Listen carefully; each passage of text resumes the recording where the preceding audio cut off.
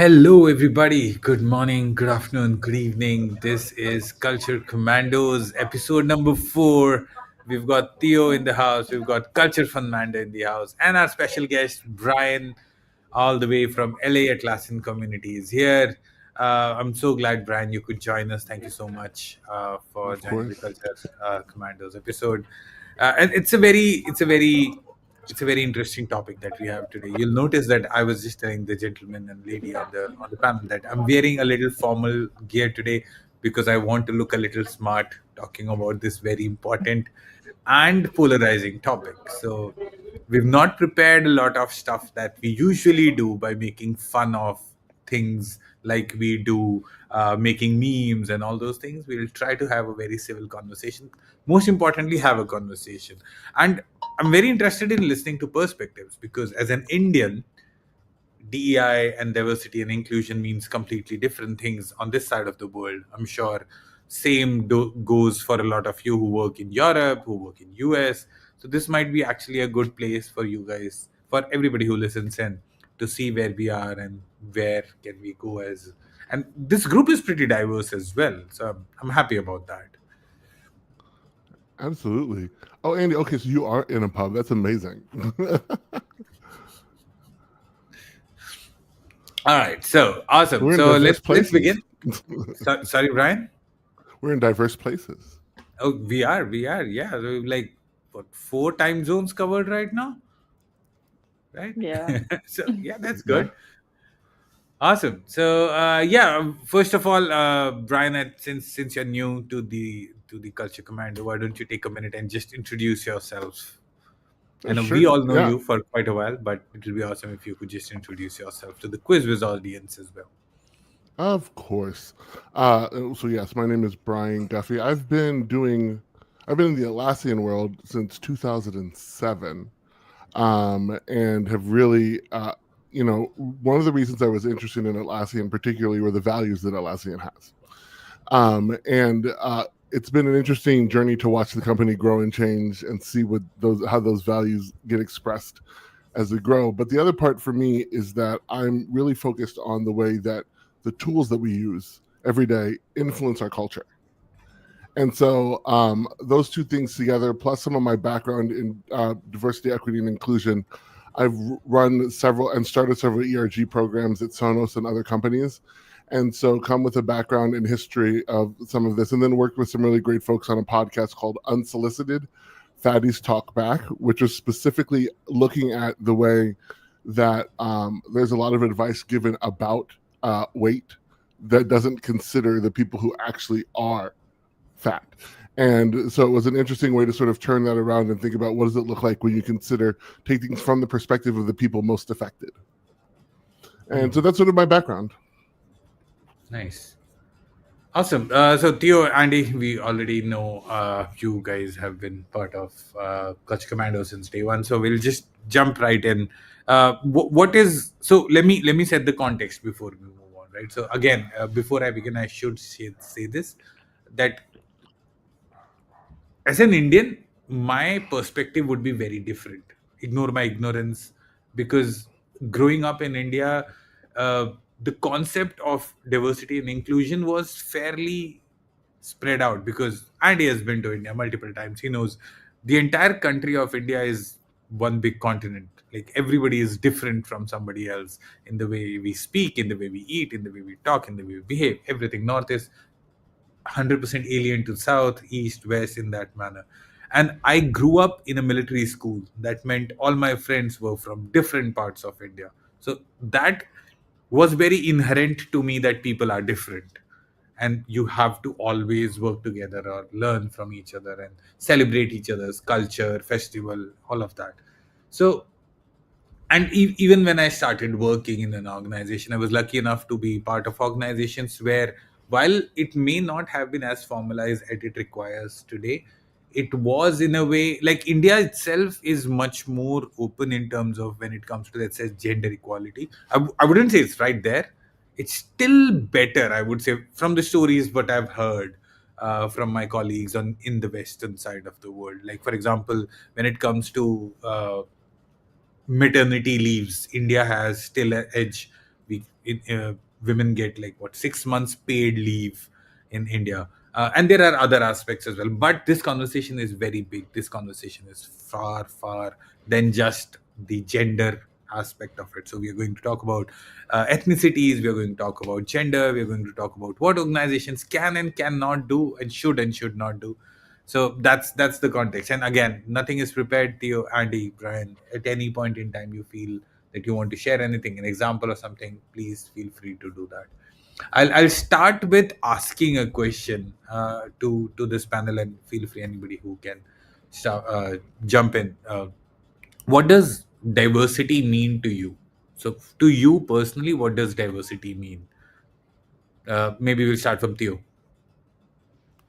Well, for me personally, that's kind of an enjoyable word to me. So it means that many different things come together. So that's we live in a diverse world from every perspective. So the nature, the people, the animals, the everything. So it's a kind of a way of balancing the environment, and you pick whether it's between people or between elements. So for me, diversity is always something that rings positivity as feeling, as a word. But of course, it's That's different what meaning you put into it. So we're here yeah, to talk about that. Really like that. yeah, of course. Brian. That's I really love that description. It's really beautiful. I think for me, diversity is about, when we think about, we'll start with diversity. We get through diversity, equity, inclusion. Diversity is about having different, from a human perspective, having different experiences and backgrounds and lives at a table, right? That when we look around, we see people who come from different ethnic backgrounds, socioeconomic backgrounds. Diversity is that when we look into a group of people or a space, we don't see all the same. We see I used to live in New York City, and when I used to work at Jazz at Lincoln Center, and above Jazz at Lincoln Center was a Barnes and Noble, and around the corner there was United Colors of Benetton. And I think about United Colors of Benetton when I think about diversity. There's all different types of people from all different types of places, all different types of lives, and all of those people are represented when we're doing something. But is that like, again, Andy, feel free to jump in like before I actually move on.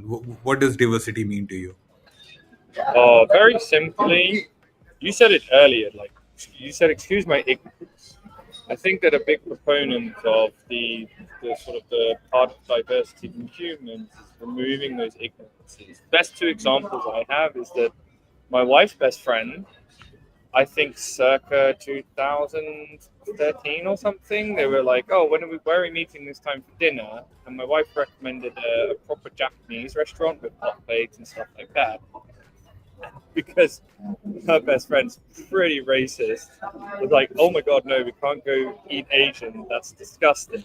Now, how many years later? 12 years later, they've been to many all-you-can-eat Asian sushi type restaurants, right? Great example of removing the ignorance. Another one is just down the road. A company I used to work for was acquired by a huge American corporate, very, very big. And the executive vice president, who is in charge of the HR transformation, walks into the office for the first time, looks around and just goes, oh my gosh, this is one giant sausage fest. And one of the co-founders looked at her dumbfoundedly, like, what do you mean?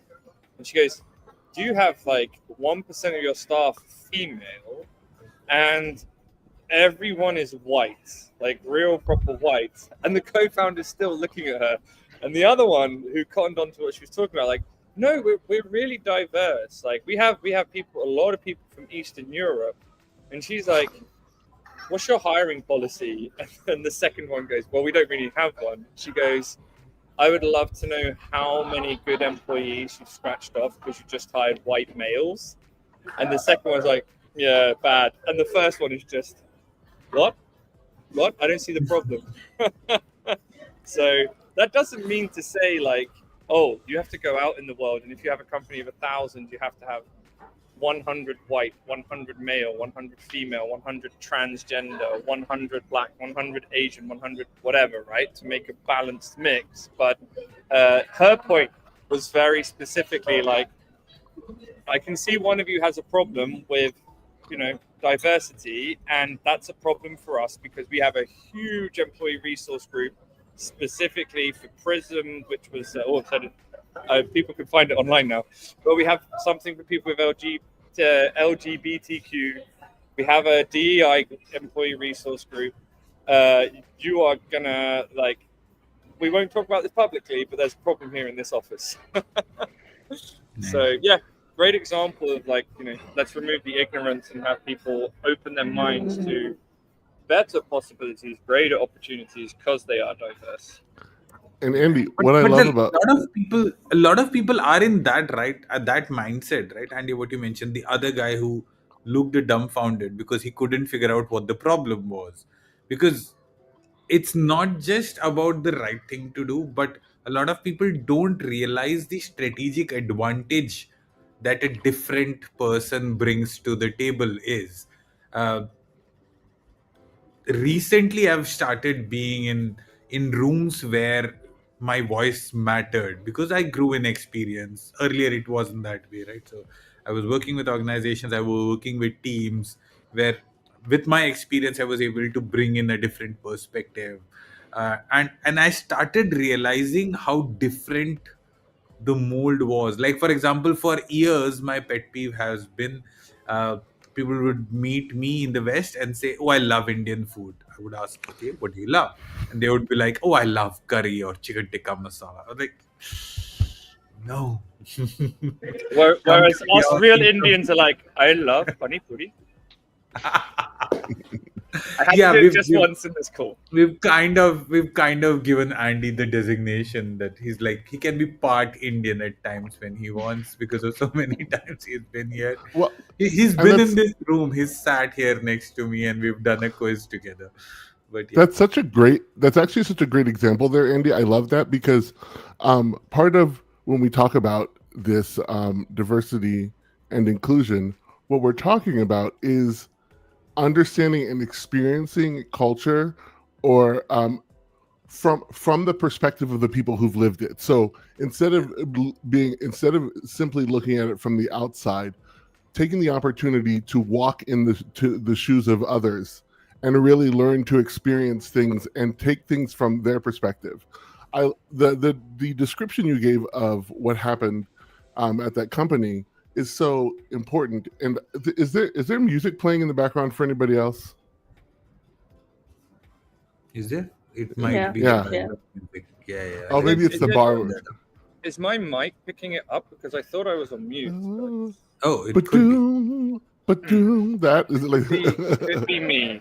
I'm thought I was on I mute. don't know. Maybe you're just maybe it's your subconscious. Brian is just playing yeah. some Oh, music. maybe. Let me go on mute again. But I think it But- might be me. But Yeah, it could be But- me as well. Are you still hearing it, Brian? I reduced the No. entire. I'm You're not still hearing it anymore. Okay. But like sometimes people don't know what they don't know. If you grow up in a certain place with a certain perspective around a set of people, it's very easy to not experience, to understand what diversity looks like. You pointed out that you grew up where everybody was different. But like, as an example, in the US, there are places where there's 3 black people in a whole town. Yeah. And everybody's white because of how big the country is, because of how the policies that happened with segregation and redlining and all of those things, that the legacy of that still exists. So sometimes diversity really is about recognizing the things you don't know and being open to learning about them. Yeah, that's a great point, Brian. Let me put a different spin on it, right? So, one question that I when I started uh, discussing this topic with you, one thing that I wanted to talk about was I've worked in an organization which had these policies and they were programs, and there have been aspects where I've been part of a team where there was a hiring and somebody asked me, is this going to go in this direction? I was like, I'm happy to if you can do that. But again, this is like 10 years ago or 7 years ago at least. But that program wasn't effective. It was a checkbox program, and it was quite evident it is a checkbox program. And that's all it was. It was a checkbox program that was sent in emailers that we have this policy and things like that. But how do organizations make it work, like what you said, right? Making somebody live the experience of somebody else, or believe or listen to the experience of somebody else than just how they look. How does somebody make that work or make that actionable? I mean, I will like so one thing that I am really coming to believe is that culture is systems. Culture is not the values that you say. It's not the things you put up on your website. Culture is how you do everything every single day.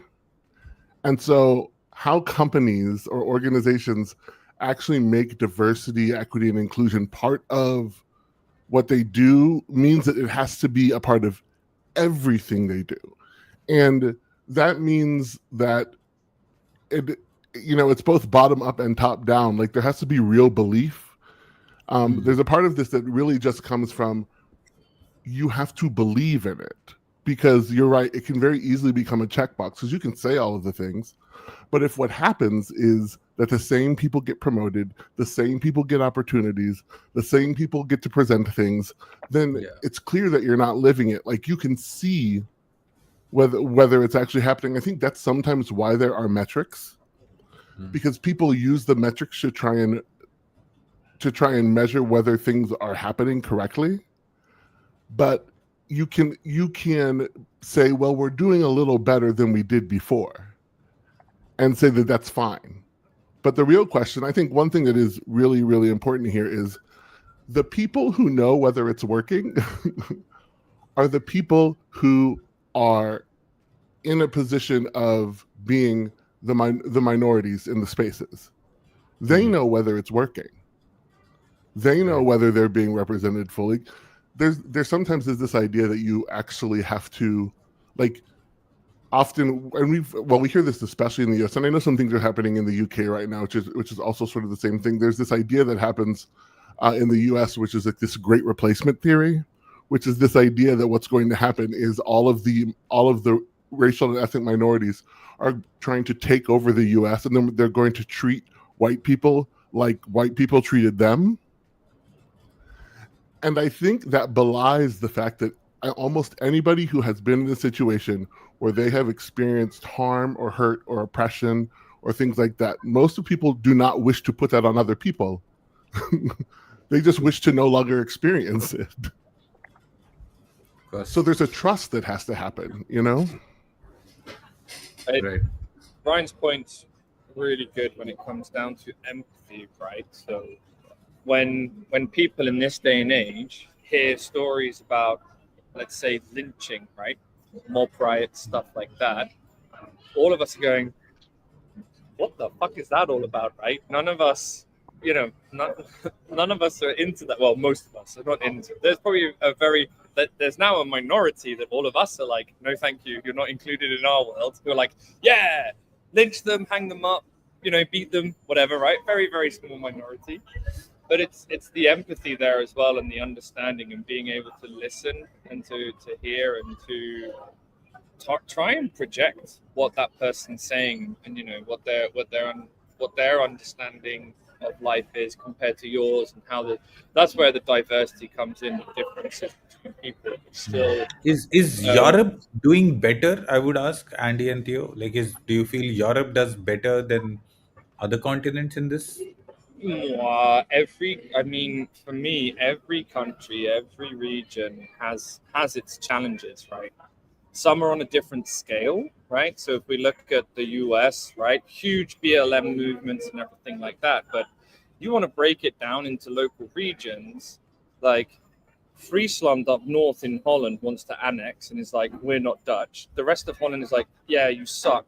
So piss off, we don't like you. If we look really closely to my village of 1,000 people that is 3 kilometers away from the town of 250,000, if someone from the town moves into the village, it's, oh, you're a townie, right?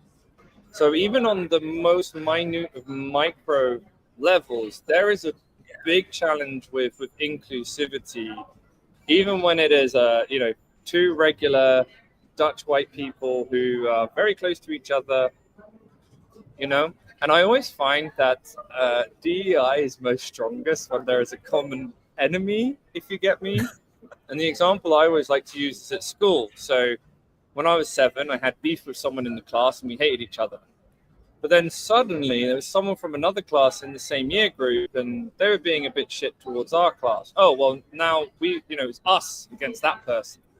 Then there was trouble with another year group with that class. And so it's our year group against, and so on and so on and so forth, until we got to the macro level of it's our school versus another school, or it's our county versus another county, or it's England versus Scotland, or it's UK versus France.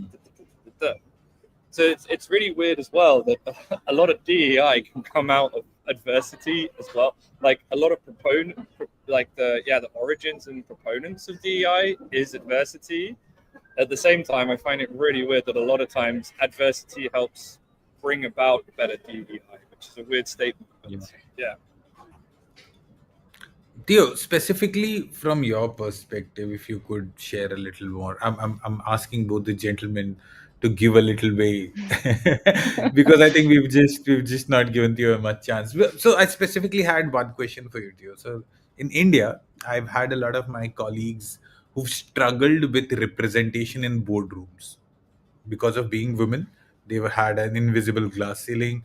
They made it to a point, then were stuck there, and they were not able to make it to the boardroom. And if they were in the boardroom, they, like, even in smaller startups, their voices somehow was not as loud enough because of lack of representation from other women. They would be like one woman in a room of 12 gentlemen, and the conversation and the ideas and the decision, and like then I would have that conversation with some of those.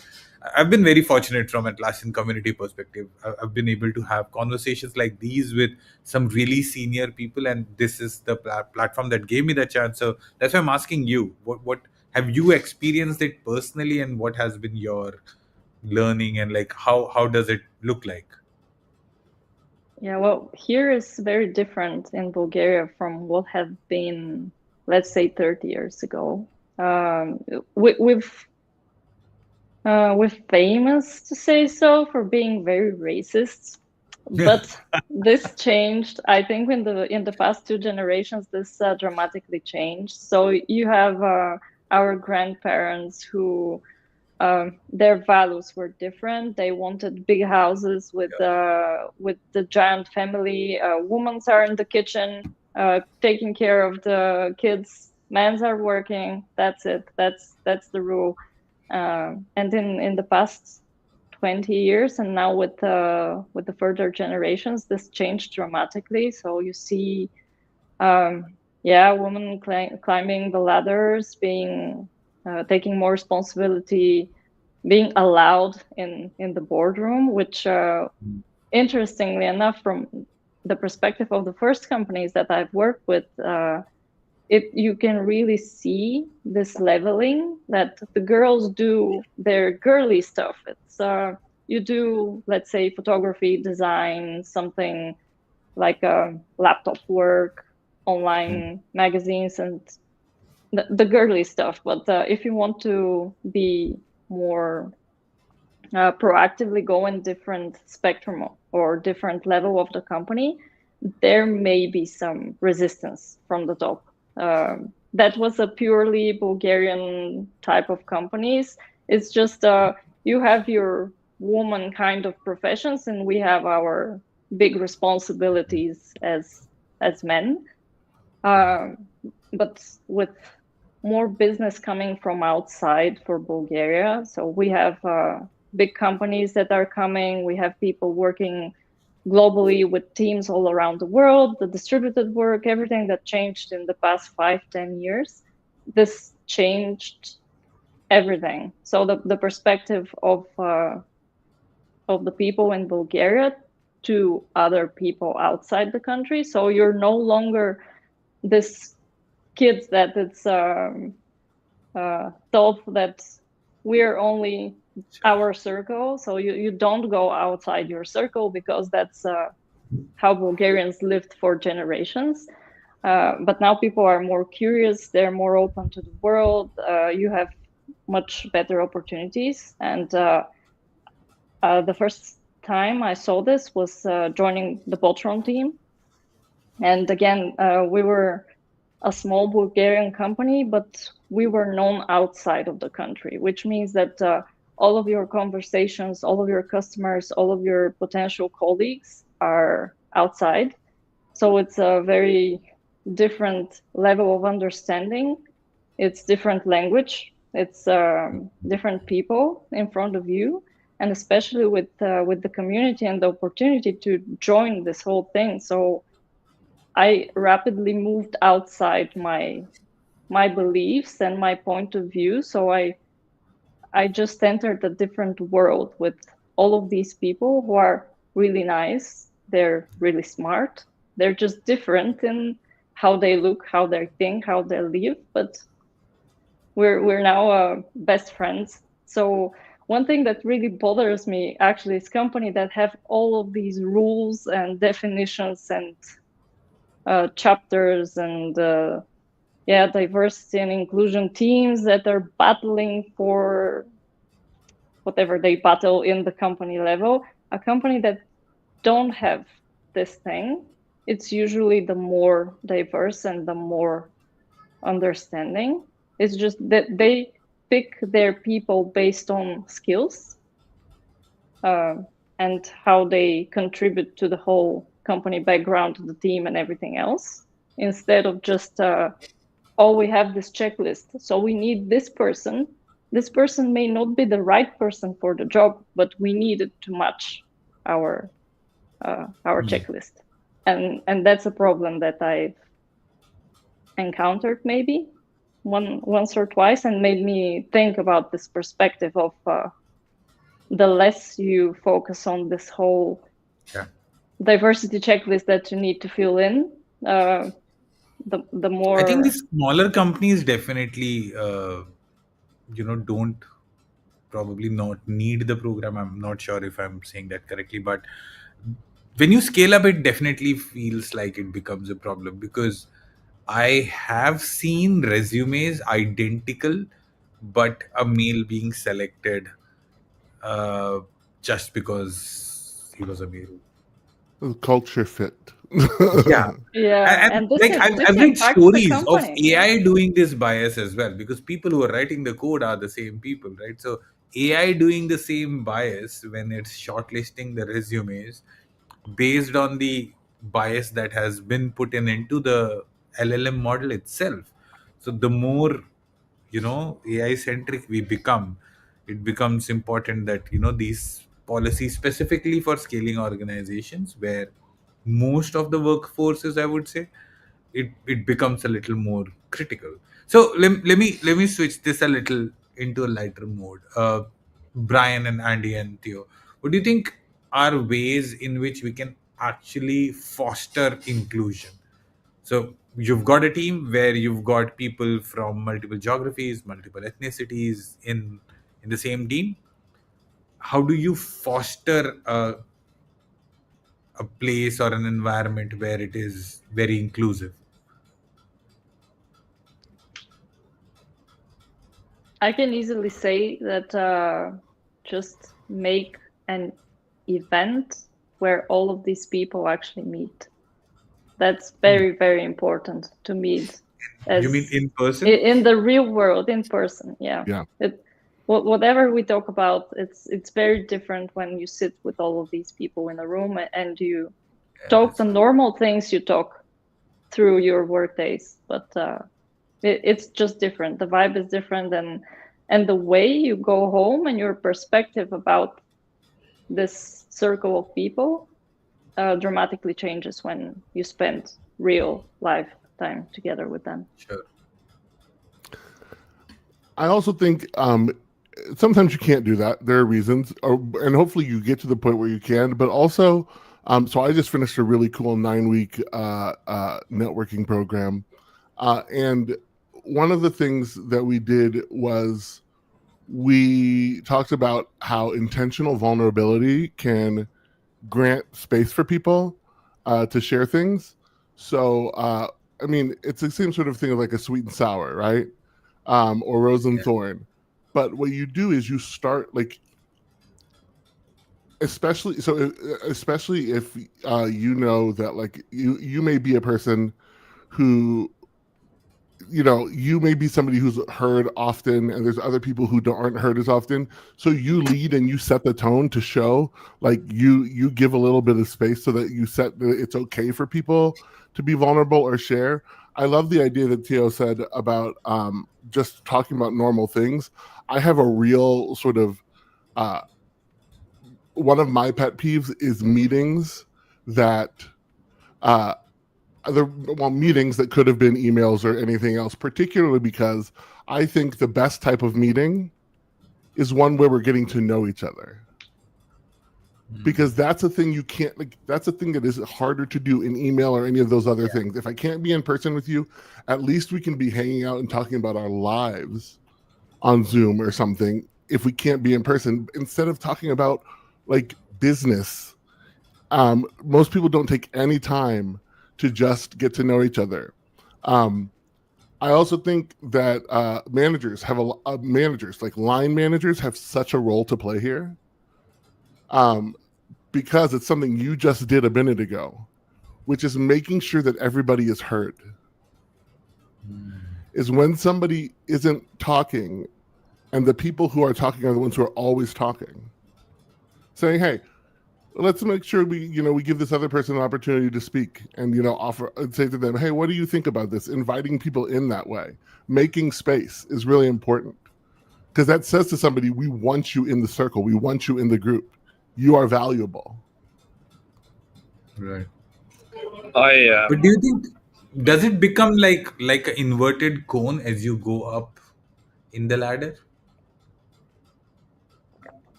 Like for Say more. example, let's say for example, Apple's boardroom. Do you think they are putting these in practices when Tim Cook is designing the next set of Apple features? I don't think Or Tim Cook is in designing in next.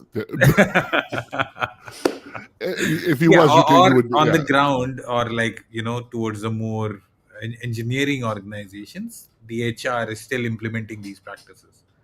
The higher up you go, the harder it is to see these things in play, because the higher up you go, the more, I think, the longer people have been around, the more those pieces exist that way. And this is why I think, to the point that you made, smaller companies that are newer, it looks a lot different, because people who can start businesses today couldn't start businesses as easily 15, 20, 30 years ago.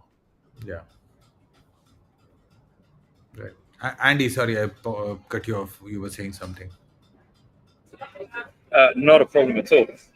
I had put in the chat, I have an amazing example of where DEI really breaks down in its most simple facets and where DEI fails.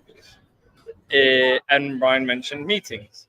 I cannot stand it when someone is really angry about the fact that another is off camera during conference calls.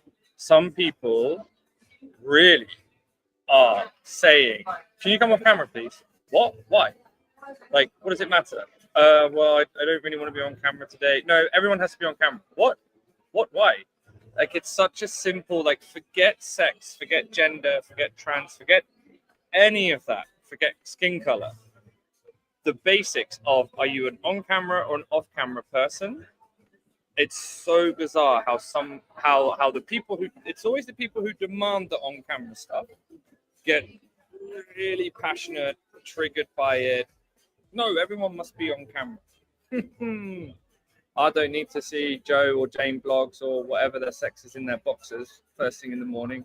If somebody is like just not into on-camera conference calls at all, it doesn't bother me, right? But some people, or if they could make a company rule in their employee handbook, like all conference calls you are on camera, even town halls, they would push that harder than some of the politicians are pushing bills, right?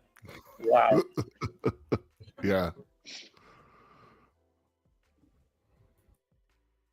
I think you're still on mute, Sajid. Sorry.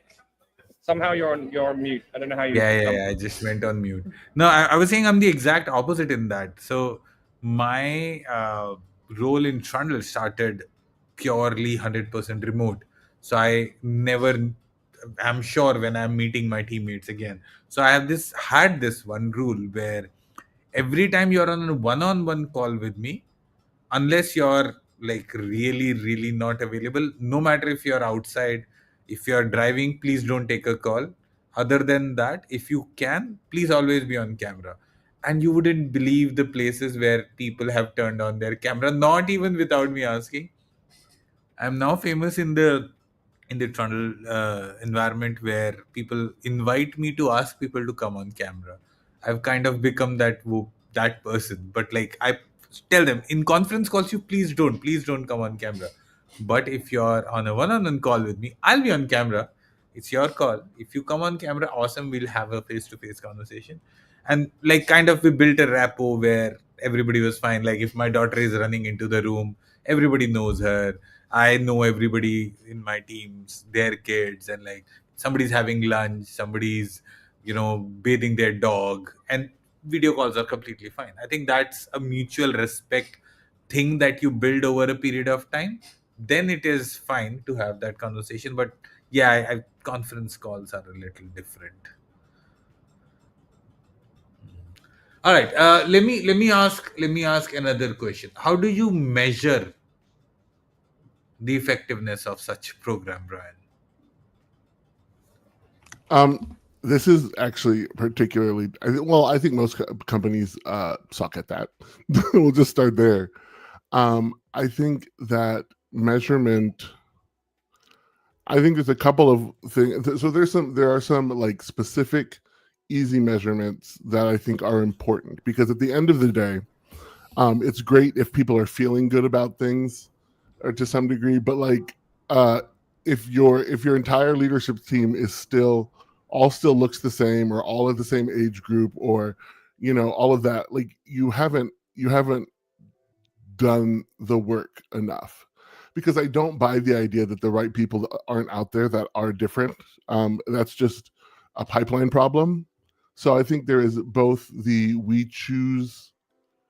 There's the empirical, like what's the percentage of people at each level, and not that it has to be a specific percentage, but are we seeing that we are getting more diverse as we continue to keep our quality, right? And some of that may be too, being honest, is sometimes that means choosing people who have the potential, but haven't had the opportunity yet because of the systems that keep them from having the opportunity. Sometimes it is about picking people who aren't quote unquote the best at the moment, because you know that they can get there. They just need to have the opportunity. But then the other piece is about, as I said before, how do people feel, right? And that's like companies have belonging scores and things like that. Now, I think they do a really weird way of doing this. They do things like quarterly surveys or pulses or things like that. And one of the things that I think needs to exist somewhere is you can tell how people feel by what they're saying and talking about all of the time. So, like, there's so much information going on constantly that you could probably analyze in a identifiable way to just be like, what is actually happening versus what people are telling me in a survey. Because I think Go ahead, Andy. No, go ahead. So I would love to add on like my theory about this. Like, how do we truly measure it? Is DEI successful, etc.? So a little bit of context. One, I have never worked for a non-US corp, so a company registered and based outside of the US that had a DEI. So it's only the US corps that have had DEI teams, like real, chief of diversity with their team, etc. Of those chiefs or head of DEIs, it's always a combination of African American, female, right? So there's someone who's very much impacted by DEI, and you talked about glass ceiling earlier, Sajid, with Theodora and asked her opinions. So what I would love to see, and this is a great way to measure it, is you put a cishet, white, male, in charge of DEI in your big corporate, right? And then you give them like a sales kind of contract, yeah? So it's a 30-70% split. They get 30% base salary, and the other 70% is made up of like bonus and stuff. And then you say, and it's not capped. So the better our DEI, the more we're going to, the more bonus you're going to score. No. I can guarantee you, right? Because that person is motivated differently. Like, I love being involved in DEI, but it's always a bit weird for me. Like, I used to, for that previous company I talked about, once it was acquired, I was part of the remote working employee resource group. And we would often be hanging out with our fellow ERPs, ERGs. And so, talking a lot with the DEI team. And it's like, when we were talking to DEI and LGBTQ, it's like, wow, I'm so white, I'm so male, and I'm so straight, right? So I can guarantee you, if that kind of person, and add on racist as hell, you tell them that DEI is related to their big money payout, $250,000 at the end of the year, best DEI in the history of the universe. Trust. And that's like a weird paradox that I'm proposing there. But, if you've got someone that I've just described, that's not me, by the way. I fulfill some of that criteria, but not all of it. I mean, you put someone like that in charge of DEI, and there's someone like Brian in their group. We've talked about, like, what makes it successful, inclusion, empathy, etc., etc. If you've got someone that is so narrow in their focus on the way of the world, suddenly has Brian, suddenly has a West Indies woman, suddenly has someone who is super, like, gay, etc., etc. Like, that person's level of empathy, that level of like understanding is like, oh shit, this is my job. I have to take it seriously. I'm going to really talk to these people, otherwise I'm not successful. And it's a weird paradox to put out there. That's my theory on it. Like, seriously, like, yeah, how do we measure it? There's got to be KPIs, right? And the irony as well. Like, hey, hey, David, what's your job? Yeah, I'm head of DEI for one of the world's largest US corps. You? I thought you hated Chinese people. It's a really good point. Yeah, it's an interesting one. So I've got 3 Chinese people in my employee resource group, and I've started learning Mandarin. And I'm, I've stopped making jokes about eating dogs for dinner. Seriously. Like, I really love that. That's great. Put people in uncomfortable positions. It's like my wife's best friend. We are going to eat sushi tonight. 10 minutes later, when's the next date? Right? Like that. Like, it sounds bizarre as hell. You've hacked into it, Andy. Well, it's really a good idea, because what it is it's funny. It's leveraging, and not that I'm a fan of capitalism particularly. I mean, I am in some ways, in other ways not. But it is, but it's because of the world that we live in today. It's leveraging the thing that is most important to people, right? You need money, you need a job, you need to be successful in order to live. So here we go. We're making this thing that's really important to you contingent on you being uncomfortable and learning. I really love that. I really love that. And then there would be a trickle effect, right? Like, from that, the training programs would differ, and then on ground meetings would look much different. Yeah, I just wish if you could communicate that to every other organization who's struggling with that, Andy. Yeah. And okay. Apart from that, I just want to say the one thing with that's important is there is a thing that has to happen, which is the employees, and this is difficult, but the employees who come from diverse backgrounds, who are not as well represented, it takes time. Things take time. You don't put that person in place and suddenly everything changes the next day. Sure. And it's important to recognize that uh, companies today have incentives that are not aligned with the happiness and the health of their people. Oh, not at all. Yeah. And so it is by its nature going to be a struggle, because there are going to be investors who are saying, why are you spending time and money on this? And so we do have to be honest about the world that we are in, and recognize that if we want things to really change, then there's a larger fight we also have, or there's a larger thing we have to work through as well. And so what we want to do is find how far we can push it inside of where we are today, or we can go, and then also think about what are the larger structures outside of that are constraining opportunities. So it requires a level of reflection. I know that I had to go through that, and reflect and be like, I can't flip everything in a day.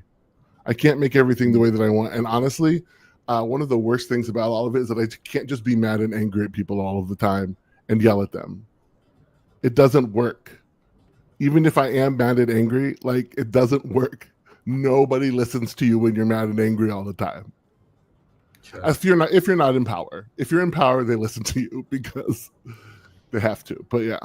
Do you think it's becoming better or it's going worse? Oh man. Can I jump in, Brian, on that one? So something for me that's very controversial, and anyone who is, excuse me, a US corp right now will be like, what's that guy talking about? I noticed that there was a period in business that anyone over a certain amount of employees suddenly had, at a minimum, some form of DEI employee resource group, right? The ERGs. The bigger ones were having whole VP of DEI with at least 3 to 5, maybe more team members. And then what do we see the last few years? DEI is not the hot topic anymore. So many redundancies, so many of these groups cancelled, so many teams just annihilated overnight. And Corp's got away with it. Like, oh no, like DEI is not as hot topic anymore. We don't need it. Shareholders don't care, right? Just like a culling overnight. Very sad. I unfortunately have to leave, so I will apologize for not staying the full time, but thank you all for a really cool conversation. It's very, very interesting, the whole DEI topic. I love Thank it. you, Andy. Thank you. Yeah, But yeah, Andy. we'll come back to that, Brian. What do you think? And Theo, what do you think? Is I'd love to it hear what Theo becoming better? thinks. Yeah. Yeah, specifically with the new age CEOs, with the younger companies, with the with the involvement of AI. Do you think it's becoming better or it's becoming worse? Or is it always been worse and it's just showing up because people are being vocal about it now? Well, that's a very hard question with even harder answer, I think. But it's very different in the past year, especially from the perspective of someone remotely working for years for a specific niche, specific company. It just every day you wake up with different news, with different big thing you need to react on. So you basically don't have the time to properly engage with everything. So for me, maybe the pace is a bit quicker than desired. It's just you have the next hype. Is every day there's a different thing. Oh, we have the AI, and then next week we no longer want the AI. So it's been such a roller coaster with this thing. Yeah. So a month or two ago, all the marketing teams were hyped up about, oh, I will train an AI, it will write my content in my voice, and this will be brilliant. And now 2 months later, people are, we need a real human. Please don't use AI, just write some good content. And that's what's happening with every other That's true. topic, every other spectrum. Is just people are trying their best to remain at their workplace, to find a new job, to maybe battle the whole AI situation. But it's very hard for everyone. I don't think it's as positive as we desire to be. But who knows? I have mixed feelings about this whole AI thing. So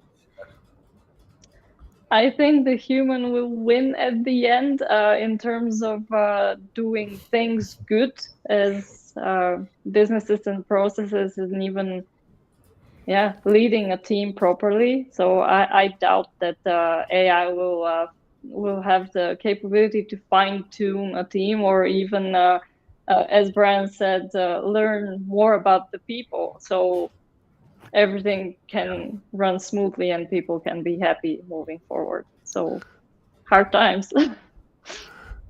Yeah, I think we're. I think in the U.S., I there is there's obviously been a push from the federal government level to deprioritize um, inclusion as we have traditionally known it. I would say that diversity, equity, and inclusion. At the same time, what I often see in a lot of companies, in some companies, is that they are rebranding the name but keeping the same concept because they know the value. Some companies get it, and so they're not willing to give up the strategic value it's provided them, because of change in current cultural winds or forces. And so I think that is really important. I think one other thing that is true is that I think speaking from a specifically a U.S. perspective and thinking about everything that has happened, is that the United States is a very interesting place to have. It's still so freaking young, and it is, I think, one of the only like countries that was initially like founded for this purpose of bringing all of these people together, and was like written in that way, and nobody really understood what it was gonna freaking take and how it was gonna happen. And so to some degree, I think what we're seeing is natural. And I'm trying to remember that as these things happen, right? It is hard, it is difficult, it is things swing back and forth. And I think that it's, I worry when I see things like the changes in some companies and the push out of DEI, Target getting rid of its DEI stuff. But then you see the backlash that customers gave to Target and its stock price going down, and you think, well, okay, I have hope there. But I think the other thing we've learned that's so important is that you cannot leave. We have to look across all different spectrums. Because one of the things that we see is there are groups of people who we traditionally would have thought and said, oh no, they don't need any DEI help or anything.